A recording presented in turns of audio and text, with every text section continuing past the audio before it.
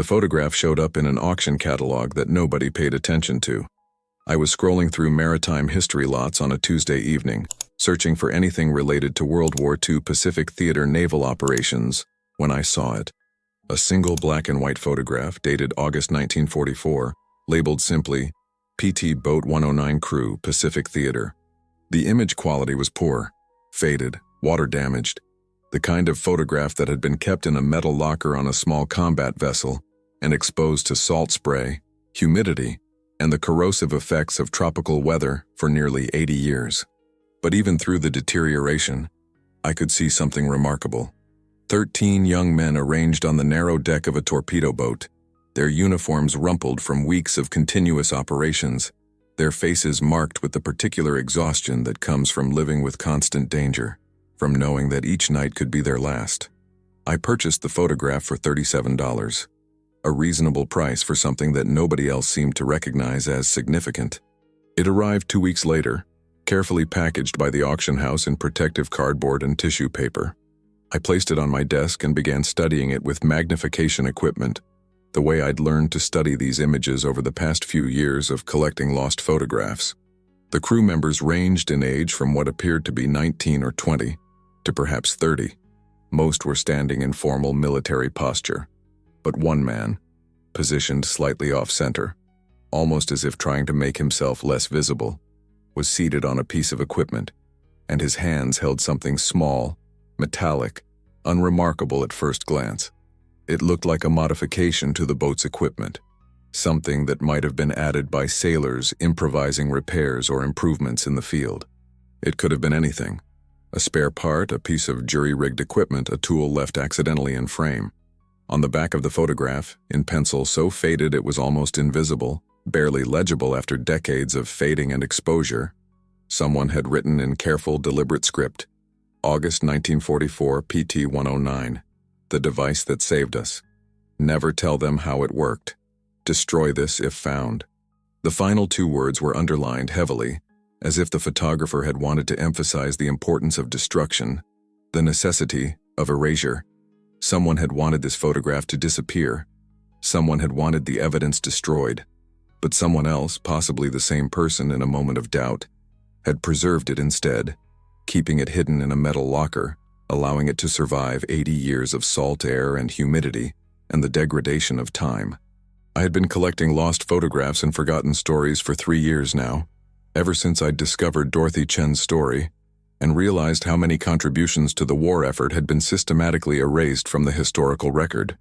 That discovery had opened my eyes to patterns, the way that certain people's contributions were deliberately hidden, the way that systems of power conspired to render invisible those who didn't fit the approved narrative of heroism.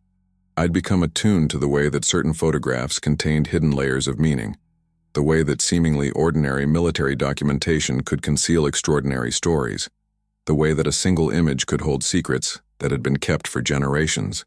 But this one felt different. This one felt like a secret that had been waiting 70 years to be told, a confession written in faded pencil, a warning that had never been heeded. The instruction to destroy this photograph had failed. The secret had survived, and now it had arrived on my desk, asking to be excavated, demanding to be investigated. PT boats were the Navy's fast attack vessels, sleek, maneuverable, designed to operate in shallow waters where larger ships couldn't reach, where conventional naval tactics didn't apply. They'd been crucial in the Pacific campaign, harassing Japanese convoys, rescuing downed pilots, operating with a kind of swashbuckling bravery that had captured the American imagination.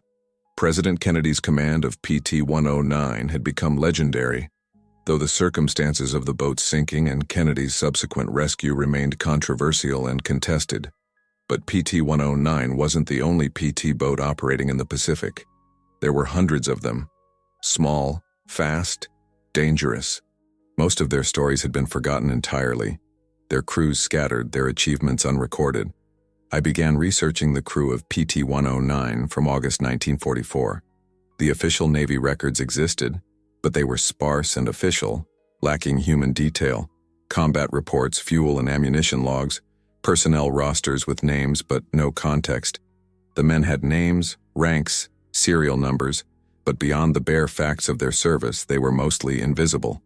I found one of the crew members listed in a veterans directory, James Morrison, radar operator, still alive at 97 years old, living in a retirement community in San Diego. His address was listed. His phone number was available. I called him without planning what I would say, without preparing an introduction, simply acting on impulse. An elderly man answered after 4 rings, his voice thin but alert, carrying the particular quality of someone who doesn't often receive unexpected calls. "Mr. Morrison? My name is—" "I know who you are," he interrupted, his voice suddenly sharper, more focused. "You're the one investigating the photographs, the one who found Dorothy Chen's story. My granddaughter told me about you. She said you were looking into PT-109. She said you'd purchased something at an auction." I felt something shift in the moment. That sensation of touching a thread that, when pulled, might unravel an entire hidden history, might release secrets that had been carefully contained for nearly 80 years. "You know about the device," I said.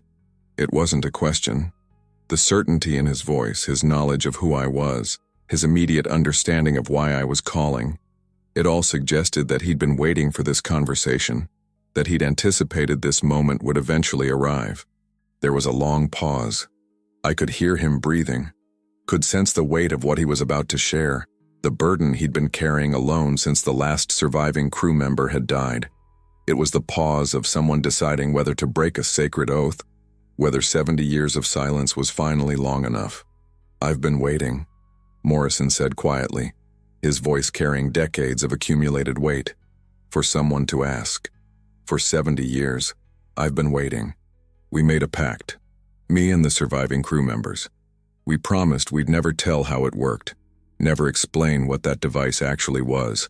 We just wanted to preserve the secret. We wanted to protect it. But I'm 97 years old, and I'm the last one left. The others are gone, all of them, and I think maybe it's time for the truth." I sat in silence, understanding that I was on the threshold of a story that had been deliberately concealed, that had been kept secret by surviving veterans who had made a promise to each other that had lasted nearly 7 decades, a promise that was now, finally, about to be broken. "Tell me," I said. "Not on the phone," Morrison replied firmly. "Come to San Diego. Come in person. This story deserves to be told properly, in the right way, with all the context. And I need to look you in the eye when I tell it, to know that you'll understand what we did, and why we kept it quiet, and why we're finally breaking the silence." I booked a flight for the following week, understanding that I was about to hear something that would change how I understood the war, how I understood the system that had determined whose contributions mattered and whose could be erased. James Morrison lived in a small house 3 blocks from the Pacific Ocean, with a view of the water from his back porch and the constant, rhythmic sound of waves as a persistent background presence throughout the day. He was frail when I met him, 97 years old, his body diminished by age but his mind sharp and clear, his memory precise, his recollection of events from 1944 more detailed than many people's recollections of last year. He moved slowly, carefully, with the deliberate precision of someone who has learned that each step requires attention. But when he talked about Eugene and the device and the secret they'd kept, his voice became stronger, his eyes clearer, as if returning to that moment in the past gave him access to a vitality that age had otherwise taken from him. He had prepared for my arrival by gathering documents from decades of careful preservation, photographs of Eugene, patrol reports, letters he'd written but never sent, sketches of the device drawn from memory, careful technical drawings that showed someone who understood engineering at a fundamental level. He spread them across his dining room table like an archaeologist assembling evidence of a lost civilization, laying out the pieces of a narrative that had been hidden for so long that most of the world had forgotten it existed. "This," he said, pointing to the photograph I'd brought with me, the one I'd purchased at auction, was taken the day after we implemented the device. This was the first successful operation with it in place, the first time we'd used it in actual combat conditions. We wanted to document it, proof that it had worked, evidence that our crazy idea had actually accomplished what we'd hoped. But we also wanted to bury it, keep it secret, because if the Navy found out what we'd actually done, if they understood how we'd modified the boat without authorization, If they discovered that we'd been experimenting with classified equipment, we would have faced court-martial, probably execution for tampering with military equipment during wartime. His hands trembled slightly as he held the photograph. He'd lived with this secret for so long that holding physical evidence of it seemed to activate something visceral in him, a confrontation with what he'd been carrying in silence.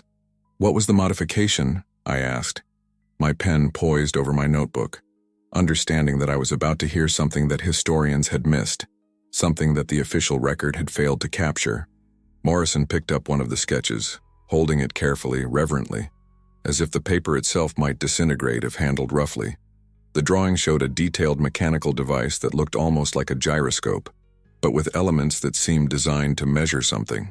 Perhaps vibration, perhaps timing, perhaps electromagnetic signals. The engineering was elegant, the design sophisticated, but the drawing also contained something else. Annotations in multiple hands, notes from different people, a record of collaboration and problem-solving conducted in secret. "Radar," Morrison said quietly, his voice barely above a whisper despite the quiet afternoon surrounding us. The device was a radar modification, a way to enhance our detection capabilities in a manner that the Navy's official radar system couldn't achieve. But not the way the Navy wanted us to enhance them. We'd taken parts, components we weren't supposed to have access to, equipment we'd improvised from spare parts, and salvaged materials obtained through unauthorized channels. And we'd built something that the Navy's official radar system was never designed to do. Which was what? I pressed, leaning forward, understanding that I was approaching the core of the secret. "It could detect American radar signals," Morrison said quietly, the words coming carefully as if he were translating from a language he'd nearly forgotten. "The Japanese had been learning to locate us by following our radar emissions. Our radar, the equipment we needed to operate effectively, to coordinate with other boats to detect targets. Our radar gave away our position. It made us visible to the enemy.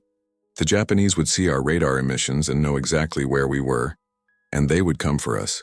So we built a device that could detect our own radar emissions at extreme distances. It let us know if we were being hunted. It let us coordinate with other PT boats without giving away everyone's position simultaneously. It was a solution to a problem that the Navy hadn't even acknowledged existed."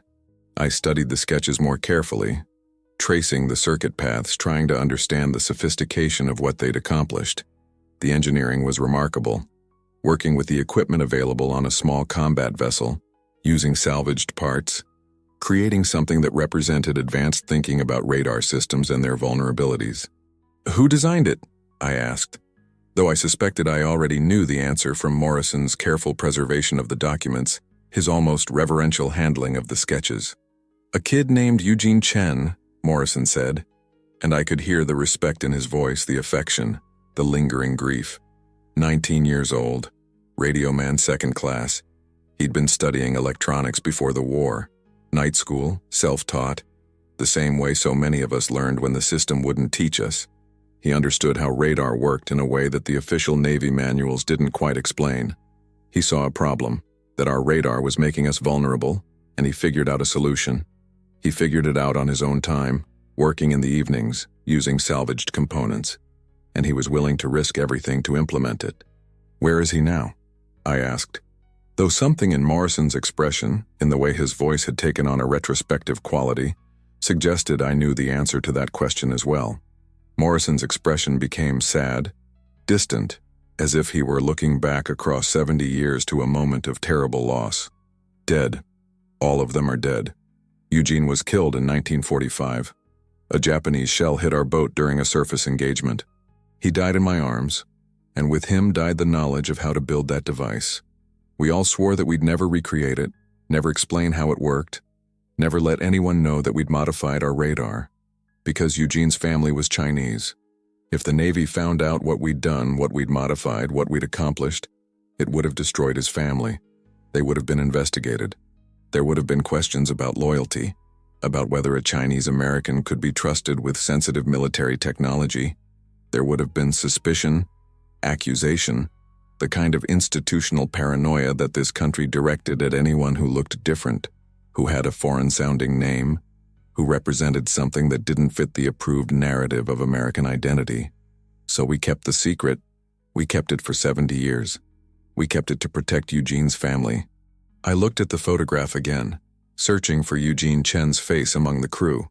Morrison reached over and pointed to a young man in the back row, his features slightly blurred by the photograph's age and deteriorating quality, but his expression clear despite the fading emulsion.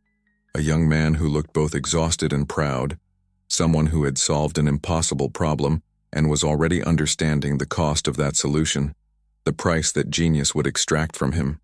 "That's him," Morrison said, his finger hovering above the image without quite touching it, as if the photograph itself was sacred. Eugene Chen, the kid who saved our lives, saved all our lives, over and over, because that radar modification let us detect the attacks coming before they came. It gave us seconds of warning. Sometimes seconds are enough. Sometimes seconds are the difference between life and death. But there was more to the strange detail. In the margins of one of Eugene's original sketches, written in pencil in careful, deliberate handwriting, was a note that Morrison pointed out with particular emphasis. "If I don't come back, burn this. Let no one know. Let the device die with me.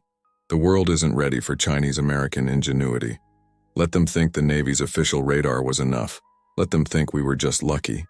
Morrison showed me letters that Eugene had written to his family, letters that had never been sent, that Morrison had kept hidden for 70 years, carefully preserved in acid-free folders, protected with the care that one reserves for sacred objects. In them, Eugene had written about his fear, not of death, but of what would happen to his family if his contribution to the war effort was discovered or misunderstood. "They'll say I was a spy," Eugene had written in one letter, his young handwriting precise and formal. "They'll say I modified the radar to send intelligence to Japan. They'll say I was working for the enemy. They'll say exactly those things, because that's how they think about us. That's how America thinks about people who look like me. That's how the system functions. When it encounters brilliance from people it has determined are suspect. So the device must die. The knowledge must die. The sketches must be destroyed. Only then will my family be safe. Only then can I rest knowing that I haven't destroyed the people I love." Finding Eugene Chen required me to reconstruct a narrative that had been deliberately buried, that had been actively hidden by systems designed to protect institutional interests rather than historical truth. I contacted the Navy's Personnel Records Office, filing formal requests for Eugene Chen's service records. I filed Freedom of Information Act requests for radar modification records from 1944 and 1945, understanding that most documentation had probably been destroyed or classified beyond retrieval. I tracked down other surviving members of PT-109's crew. There were 3 left besides Morrison, all in their mid to late 90s, all still alive though in varying states of health and mental clarity. I interviewed them carefully, knowing that I was racing against time, understanding that each conversation might be my last opportunity to speak with someone who had direct knowledge of events from 80 years earlier. Their testimonies were consistent and detailed. Eugene Chen had designed and implemented a radar modification that had significantly enhanced their combat effectiveness, had given them crucial warning capabilities that official systems lacked. The crew had collectively decided to keep the modification secret after his death, not from shame or fear of official punishment, but from a deliberate calculation about protecting Eugene's family from the suspicion and investigation that would inevitably follow if his contributions were discovered. One of the surviving crew members was Richard Hutchins, now 95 years old, living in a nursing home in Portland, Oregon. He had been the boat's executive officer during the period in question, and he'd supervised Eugene's work, authorized the use of salvaged materials, and signed off on the modification, taking personal responsibility for what would have been considered a serious breach of protocol if discovered. "I knew it was against regulations," Hutchins told me, his voice still carrying a defensive edge after nearly 80 years. "I knew that if we were discovered, I'd face court-martial. The regulations were clear. No modification of classified equipment without authorization. No use of salvaged parts not on the approved supply list. No experimentation with military technology. I knew all of that. But I also knew that Eugene had figured out something crucial about how the Japanese were hunting us. And I knew that regulations written by admirals in air-conditioned offices in Washington, D.C., sitting far from combat, sitting safe from the consequences of their decisions, didn't account for the reality of combat operations in the Pacific. So I made a choice. I authorized the modification, I took the responsibility. And then, when Eugene died, I made another choice. I swore all of us to secrecy, because the last thing I wanted was for Eugene's family to face investigation and suspicion because their son had been brilliant. I obtained Eugene's military records through a combination of official requests and personal contacts within the military archives. He had joined the Navy in early 1942, at 18 years old, determined to serve his country, despite the fact that his country harbored serious doubts about whether people who looked like him could be trusted to serve. He'd tested exceptionally high on the Navy's electronics and radio operations aptitude tests. He'd been assigned to PT-109 after advanced training in radar systems and had quickly become indispensable to the boat's operations. But there was almost no documentation of his radar modification. The official records simply listed him as Radio Man Second Class, Standard Operations.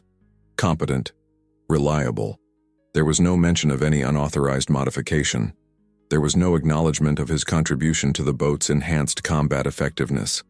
He had died in combat and been awarded a Bronze Star for his service, a standard decoration given to enlisted men who died in combat, not reflecting any particular heroism or innovation, just the baseline recognition that he died wearing the uniform.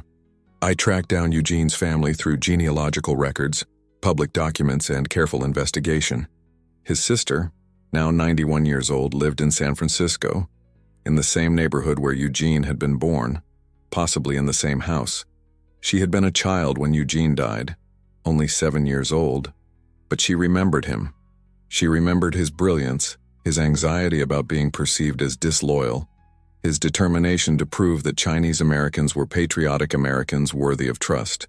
He was so afraid, she told me, her voice still carrying the echo of that childhood fear, still resonating with the emotional complexity of a young boy trying to navigate a system that viewed him with suspicion.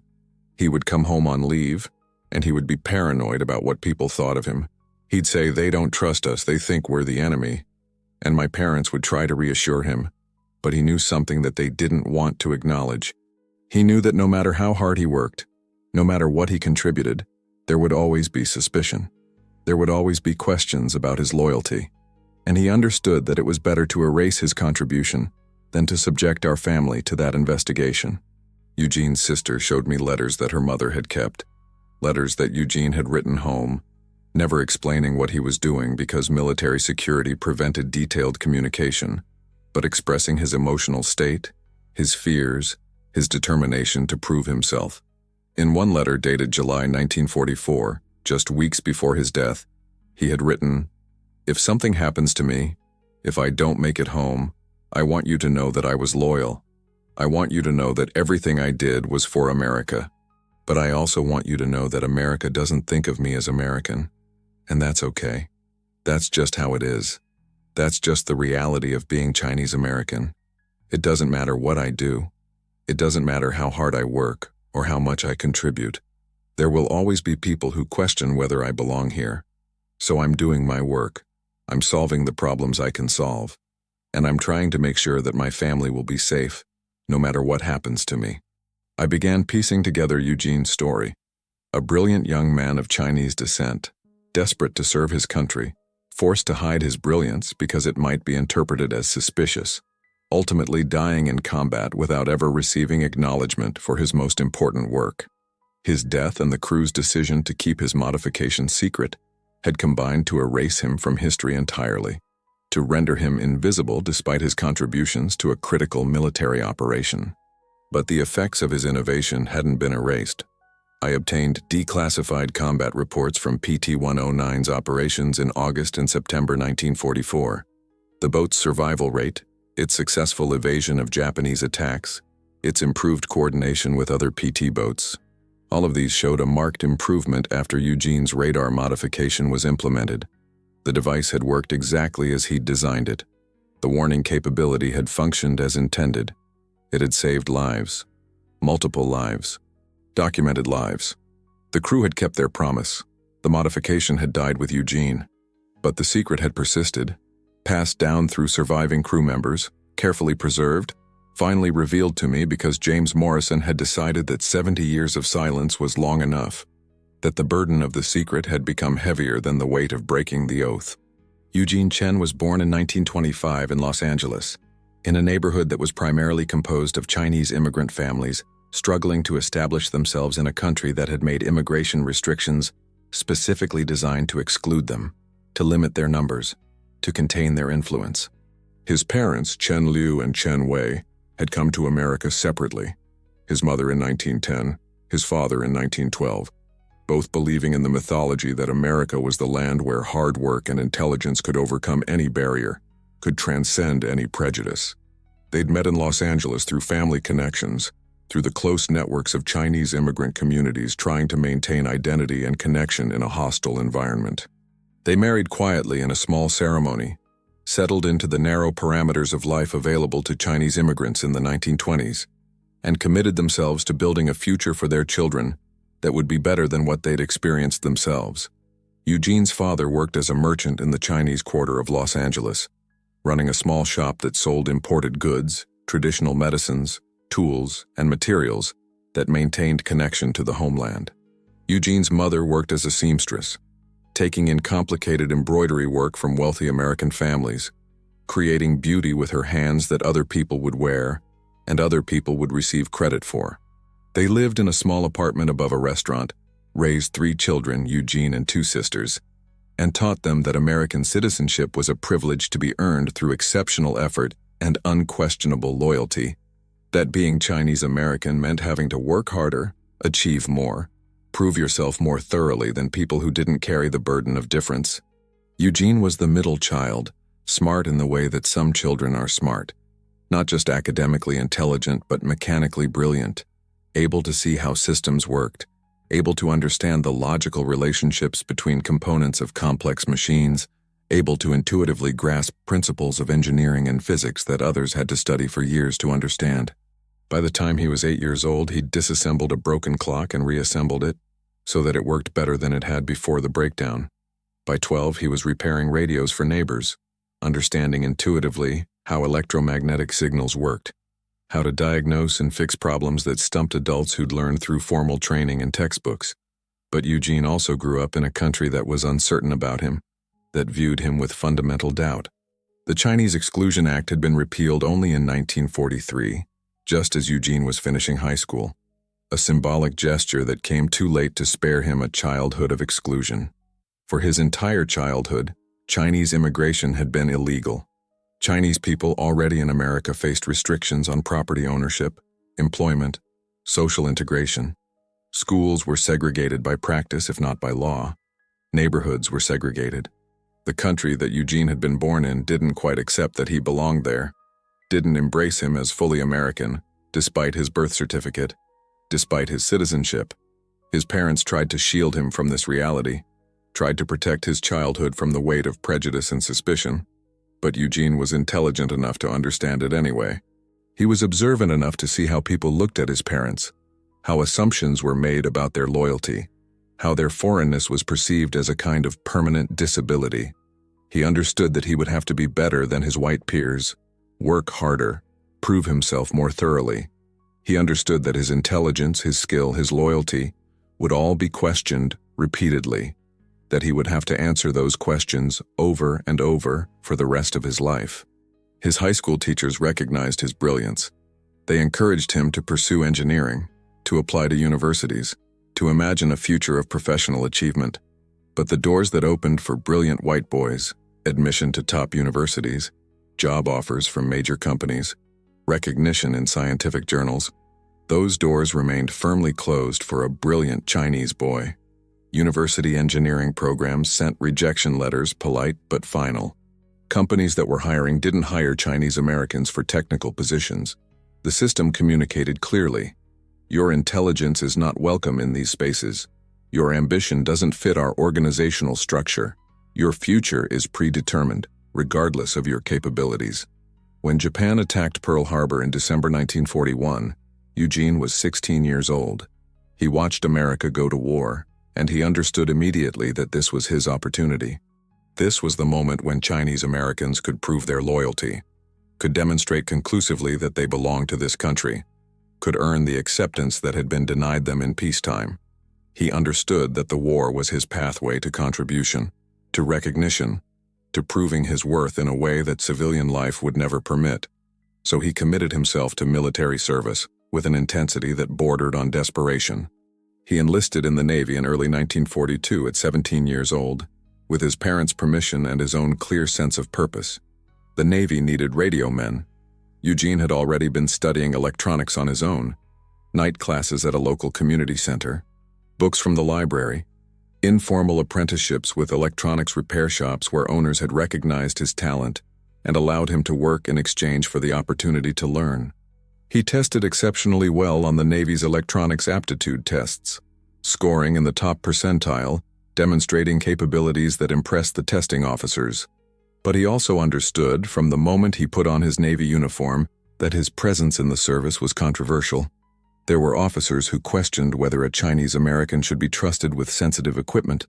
There were enlisted men who were suspicious of him, who made comments about his loyalty, who suggested that he might be a spy or a saboteur, who assumed that his ethnicity created a fundamental conflict with American interests. Eugene learned to ignore these comments. He learned to prove his competence through his work. He learned to make himself so indispensable that his presence became impossible to question, though the questions never truly stopped, only became quieter, more subtle. He was assigned to PT-109 in early 1944, after advanced training in radar systems that had demonstrated not just his technical competence, but his sophisticated understanding of how radar functioned at a fundamental level. The PT boats were fast attack vessels, relatively small crews, operating in an environment where every person's competence was essential to survival, where a single error could result in death for the entire crew. Lieutenant Commander Richard Hutchins, the boat's executive officer, recognized Eugene's talent immediately and began treating him as a key member of the crew, rather than as an outsider to be tolerated.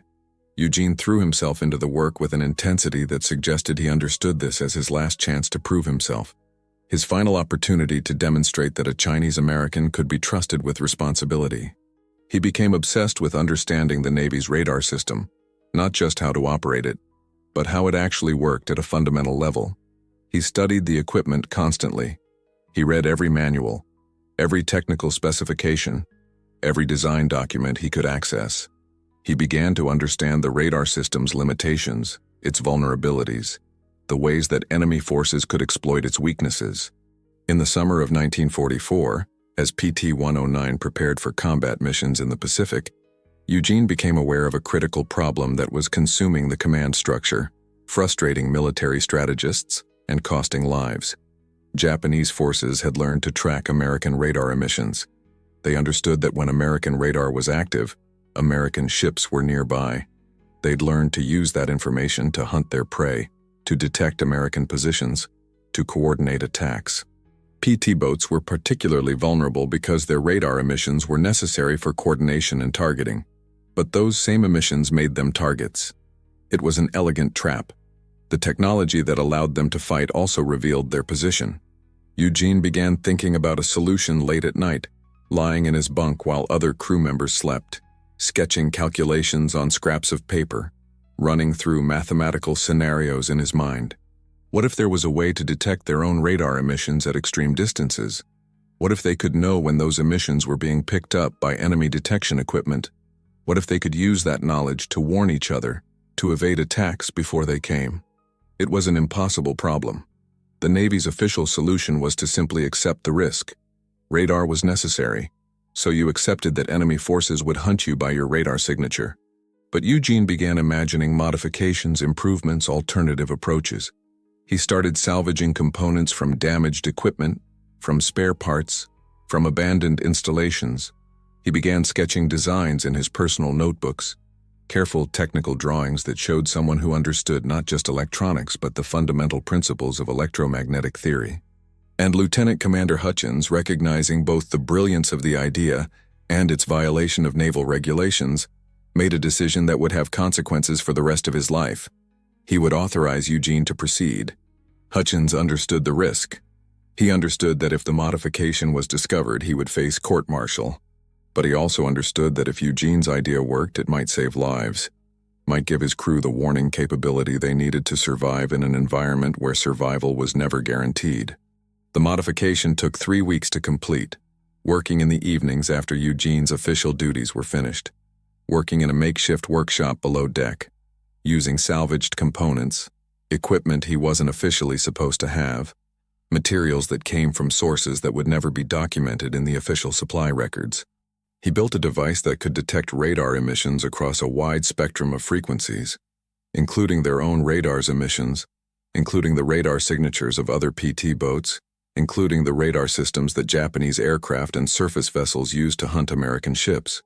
He calibrated it with painstaking precision, understanding that any miscalibration could result in either false alarms, warnings about threats that didn't exist, or missed warnings about threats that were approaching silently. He worked with the calm focus of someone who understood that he was participating in something both brilliant and illegal, something that violated every regulation, something that could destroy his career if discovered, but something that might save his entire crew if it worked. The other crew members knew what he was doing. Some helped, gathering components, providing access to areas of the boat where they shouldn't have been, creating a kind of conspiracy of silence around the project. They understood that if this modification worked, it might keep them alive. They also understood that if it was discovered, Eugene would face court-martial, probably execution, certainly destruction. But they trusted him.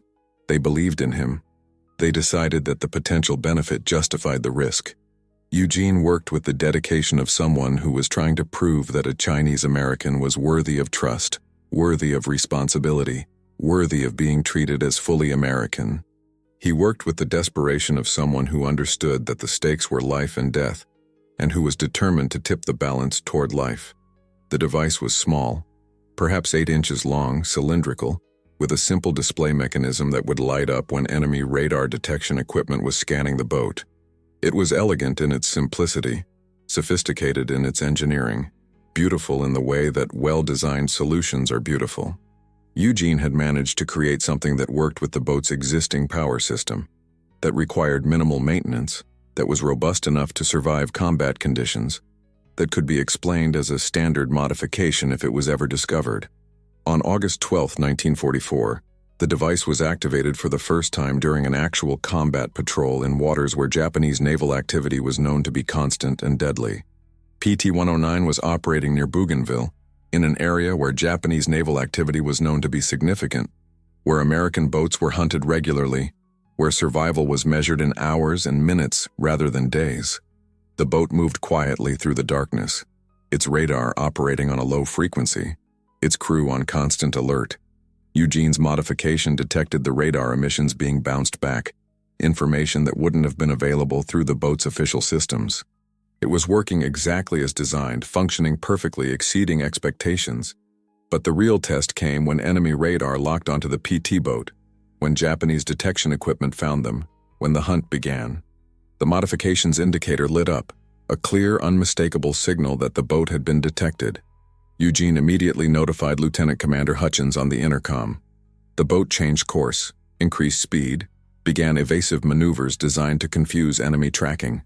The Japanese attack came seconds later, shells passing through the space where PT-109 would have been if they hadn't received Eugene's warning, if they hadn't had those crucial seconds to maneuver. The modification had saved lives in its first combat use. Over the next 4 weeks, PT-109 participated in multiple operations, and Eugene's modification provided crucial early warning in at least 3 separate instances, incidents that would otherwise have been catastrophic. The crew's survival rate improved dramatically. The boat's ability to coordinate with other PT boats, warning them of detected radar signatures, communicating about threats in ways that didn't compromise everyone's position, became legendary among the small boat flotilla. Word spread quietly through the PT boat community. If you wanted to survive, you wanted to serve on a boat with Eugene Chen's modification. PT-109 became known as one of the most effective small boats in the Pacific, though nobody understood exactly why. But word also reached the Navy's inspection officers. In early September, an inspector general's team arrived at the boat to investigate reports of unauthorized radar modification, reports that had filtered through official channels. Complaints from other boats wondering why PT-109 was outperforming their vessels. Eugene knew what this meant. He knew that he faced court-martial. He knew that he would be investigated, interrogated, possibly executed for violating military regulations. He prepared himself for the consequences of his brilliance, his innovation, his attempt to solve an impossible problem that the system had declared unsolvable.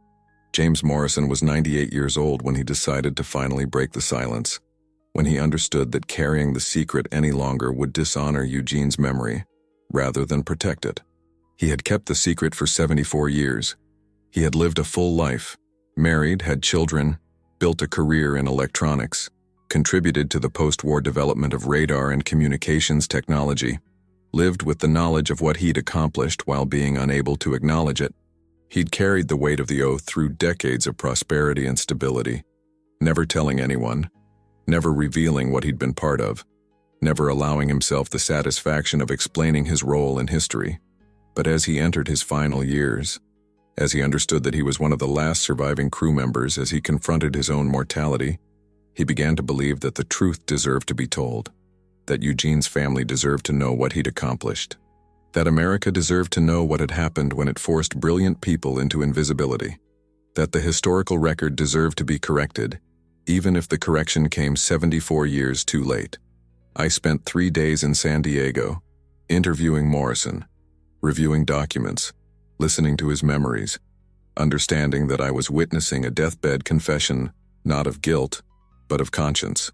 He showed me photographs of Eugene, formal military portraits, candid shots taken during leave, images that captured a young man caught between two worlds, trying to prove his loyalty to a country that wasn't sure it wanted to accept him. He showed me letters from other crew members, all now deceased, all written in the years after the war, all expressing the same combination of pride in what they'd accomplished and sorrow about Eugene's death and relief that the secret had been kept. He showed me the sketches that Eugene had preserved despite his intention to destroy them, technical drawings that demonstrated a level of sophistication that should have guaranteed Eugene recognition in engineering circles. "We killed him, in a way," Morrison told me, his voice breaking with emotion that had accumulated over 74 years. "Not directly, not intentionally, but by making him hide his brilliance, by forcing him to erase his contribution, by requiring him to accept invisibility as the price of acceptance, we killed part of him. And when the Japanese shell hit our boat, when Eugene died in combat, he died without ever knowing that anyone would remember what he'd created. He died believing that his greatest achievement would die with him, that his contribution would be forgotten, that his family would be safer if nobody knew what he'd done." I asked Morrison if he thought Eugene would have wanted the truth to be told. "I don't know," Morrison said slowly, his 98-year-old hands trembling as he held the sketches. "But I know that I can't carry this secret anymore. I'm running out of time. Every day I feel the weight of it more heavily. And Eugene's family deserves to know what he did. America deserves to know what he did." The story of Eugene Chen, a Chinese-American who invented a life-saving device in the middle of combat, who was willing to erase his own contribution to protect his family, who died without recognition, whose sacrifice was kept quiet, not out of shame, but out of love. That story matters. That story needs to be told. I began the process of compiling Eugene's story into something permanent, something documented, something that couldn't be erased again. I interviewed his surviving family members in San Francisco, elderly now themselves, carrying their own version of this family history that had been kept secret within the family, passed down in whispered conversations, preserved in letters and photographs that had never been shared with the public. I obtained his military records through formal requests and personal contacts within the military archives. I filed FOIA requests for any documentation of the radar modification, though I knew that most of the evidence had been deliberately destroyed 70 years earlier. I contacted the Navy's official historian and presented my findings, my documentation, my testimony from the last surviving crew members. The institutional response was cautious. There was acknowledgement that unauthorized modifications occurred during wartime, that field personnel often improvised solutions to combat problems, that some of these innovations went undocumented. But there was also institutional resistance to officially acknowledging Eugene Chen's contribution, because that would require reopening questions about how Chinese Americans had been treated during the war, about the suspicion they'd faced, about the contributions that had been deliberately hidden. But the story didn't need official institutional acknowledgement to exist.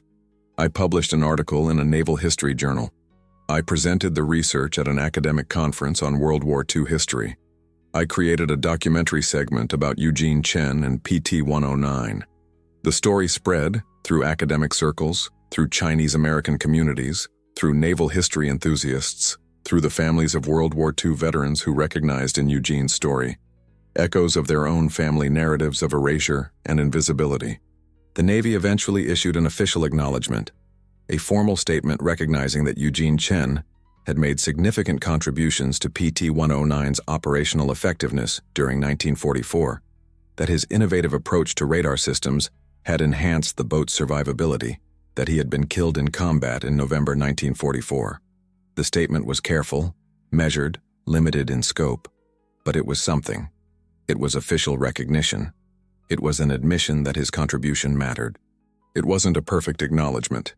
It didn't fully restore what had been taken from Eugene, the public recognition, the historical legacy, the family knowledge that his contribution had been valued. But it was something. It was a beginning toward correction of a historical erasure that had lasted 3/4 of a century. Eugene's family held a memorial service in San Francisco 60 years after his death, bringing together surviving family members, descendants, and people who had known him or known his story. James Morrison attended, now 98 years old, frail and moving slowly but determined to be present. He spoke about Eugene, about his brilliance, about his sacrifice, about the choice he'd made to prioritize his family's safety over his own recognition. He was the bravest person I've ever known, Morrison told the gathered family members and friends, his voice steady despite his age. Not because he was fearless. He was terrified. He was terrified of failing his country, terrified of being seen as disloyal, terrified that his brilliance would be used against him. But he did the work anyway. He created something that saved lives. And then he erased it, because he thought that was what he had to do to protect the people he loved. That's the real innovation. The choice to prioritize love over recognition. The choice to accept erasure as the price of safety.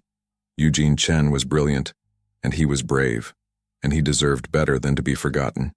The photograph of PT-109's crew from August 1944 now hangs in the Naval History and Heritage Command in Washington, D.C., displayed in a carefully climate-controlled exhibition space designed to preserve the image for future generations.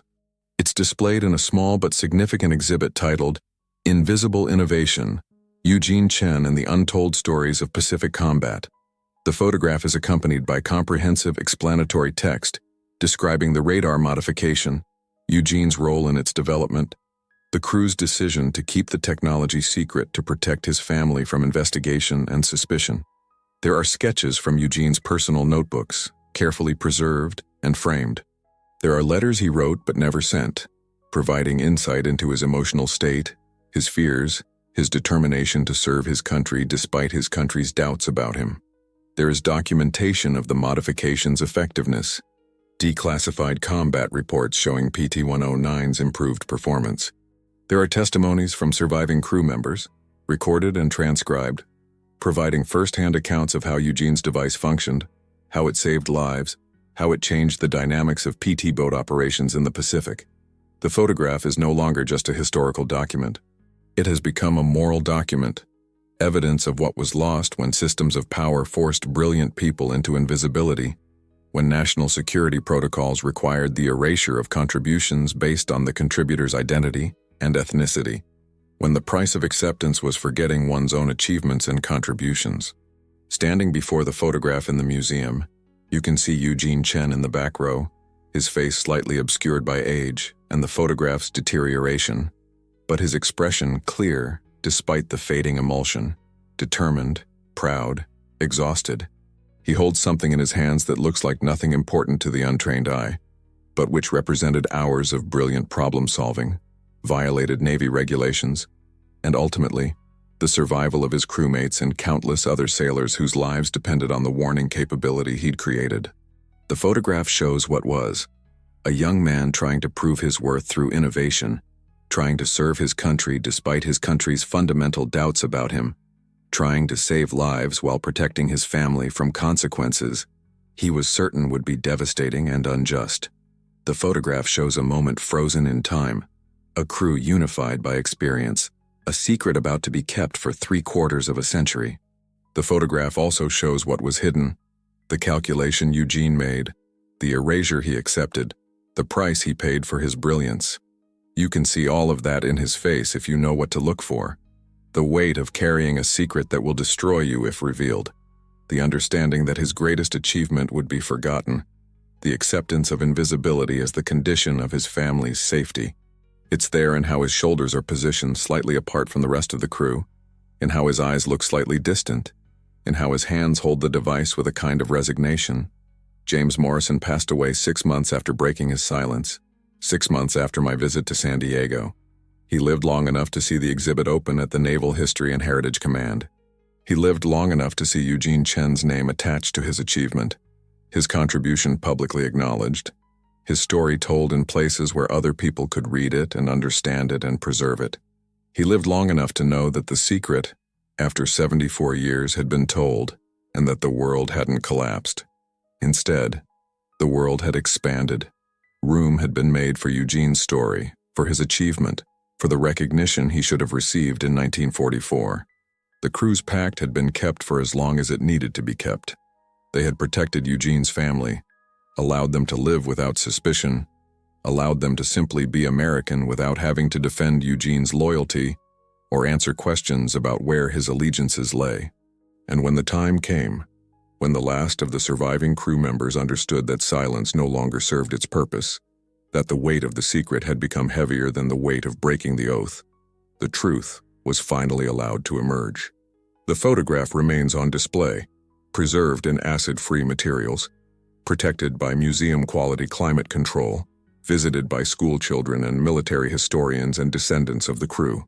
The device is gone, dismantled and scattered across 70 years, but its effects remain documented and visible. The story is preserved, detailed, available for future generations to understand. The invisible innovation has become visible, not because the physical device survived, but because someone refused to let the human story be completely erased. Eugene Chen is still gone. He died 75 years ago in combat, never knowing that his modification had saved lives, never knowing that his family would be protected by his crewmates' silence, never knowing that eventually, after 3/4 of a century, his contribution would be acknowledged and his name attached to his achievement. He died believing that his invisibility was permanent, that his sacrifice would be forgotten, that the secret would go with him to the grave. But the photograph remains. The testimony remains. The truth finally remains. The sketch drawings are preserved. The letters are displayed. The combat reports are declassified. The story is told. And that is something. That is enough. That is a beginning toward justice for all the brilliant minds rendered invisible by systems of power. All the contributions deliberately hidden behind bureaucratic protocols and institutional paranoia. All the people forced to choose between recognition and safety, between their own legacy and their family's survival. Eugene Chen chose the latter. And in choosing the latter, he created something that outlasted him, not just the device but the proof of his brilliance, the evidence of his contribution, the story that finally, after 3/4 of a century, refused to stay silent. His photograph, finally, testifies to that choice. His photograph, preserved and displayed and protected, testifies to a truth that systems of power tried to keep hidden but could not erase completely.